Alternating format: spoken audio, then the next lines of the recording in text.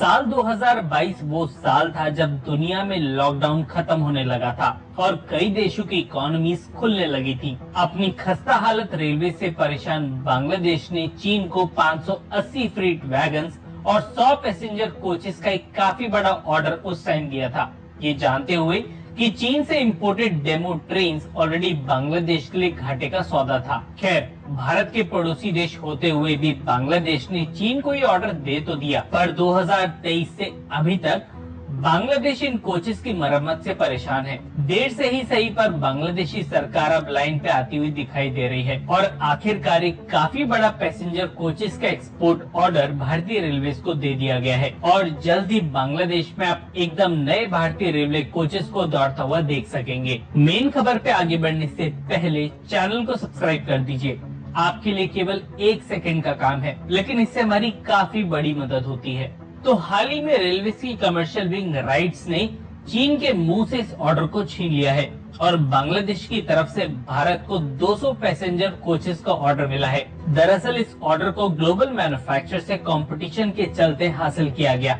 इसका मतलब ये कि बांग्लादेश ने इन कोचेस के लिए एक टेंडर निकाला था, जिसे भारत ने अपनी क्वालिटी और लो बिडिंग कॉस्ट के दम पे जीता। अगर इस ऑर्डर की कीमत सुनेंगे तो आप खुद अपने भारतीय होने पे गर्व करेंगे। इस एक्सपोर्ट ऑर्डर की कीमत 111 मिलियन डॉलर्स के आसपास है। लेकिन अच्छी बात यह है कि बांग्लादेश ने इस बार भारतीय लाइन ऑफ क्रेडिट का इस्तेमाल न करते हुए इस ऑर्डर के लिए यूरोपियन बैंक से लोन लिया है और RCF कपूरथला में प्रोड्यूस किए जा रहे ये कोचेस 36 महीनों में बांग्लादेश को डिलीवर कर दिए जाएंगे। चीन से उलट भारत इन कोचेस पे न केवल 24 महीनों की वारंटी देने वाला है, बल्कि इसके साथ इनकी मेंटेनेंस के लिए बांग्लादेशी रेलवे अधिकारियों को ट्रेनिंग भी दी जाएगी और इसके अलावा कुछ स्पेयर पार्ट्स के साथ इन कोचेस को डिलीवर किया जाएगा। इस समय जब हम ये वीडियो रिकॉर्ड कर रहे हैं, बांग्लादेश में अराउंड 2500 पैसेंजर कोचेस ऑपरेशनल है, जिनमें से 70% कोचेस अपनी सर्विस लाइफ पूरी कर चुके हैं, लेकिन अभी भी रेलवे इन्हें इस्तेमाल कर रही है। इन पुराने हो चुके रेलवे कोचेस को बांग्लादेशी सरकार तेजी से बदलने पे काम कर रही है। यही वजह है कि ऐसा कोई भी साल नहीं जाता जब बांग्लादेश इन कोचेस को इंपोर्ट नहीं करता।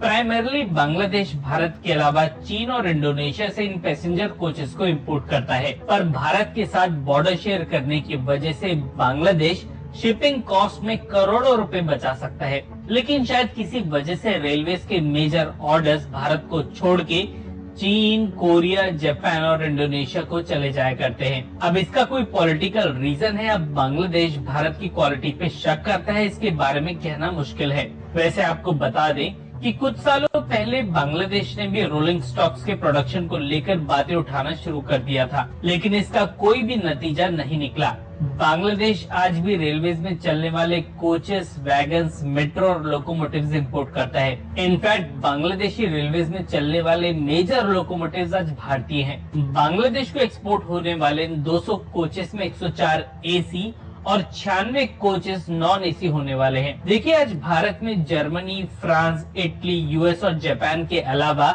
रशियन कंपनीज तक रोलिंग स्टॉक्स और इनके स्पेयर पार्ट्स प्रोड्यूस कर रही हैं। लेकिन इसके बावजूद बांग्लादेश अव्वल दर्जे के घटिया प्रोडक्ट्स चीन से सोर्स करता है। खैर, हाल ही में रूस और बांग्लादेश के संबंध अच्छे हुए हैं और रूस भारत के रास्ते बांग्लादेशी रेलवेज में घुसने के लिए तैयारी कर सकता है। ऐसा इसलिए क्योंकि सैंक्शंस लगने के बाद रूसी कंपनीज और मैन्युफैक्चरर्स को नए मार्केट्स की तलाश है और क्योंकि भारतीय वेदर कंडीशंस के हिसाब से रूसी कंपनीज भारत में स्लीपर वंदे भारत का प्रोडक्शन कर रही है, इसलिए ऐसा हो सकता है कि भविष्य में बांग्लादेशी रेलवेज द्वारा निकाले गए टेंडर्स में रूसी कंपनीज पार्टिसिपेट करें। खैर, हमारा ऐसा मानना है कि अगर भारत और बांग्लादेश के बीच वंदे भारत को चला दिया जाए तो बांग्लादेश से ट्रेन 18 के एक्सपोर्ट ऑर्डर मिलने की संभावना कई गुना बढ़ सकती है। हमसे सहमत है तो हाँ, वरना कमेंट सेक्शन में ना लिखने के बाद वीडियो को लाइक किए बिना बिल्कुल भी मत जाइएगा। धन्यवाद।